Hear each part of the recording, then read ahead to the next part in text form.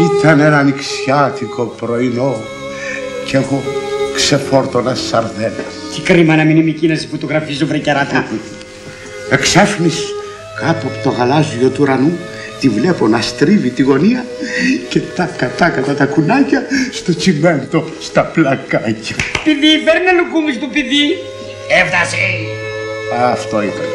Από εκείνο το ανοιξιάτικο πρωινό είμαι ο πιο δυστυχισμένος άνθρωπος του Μπαλκανίου.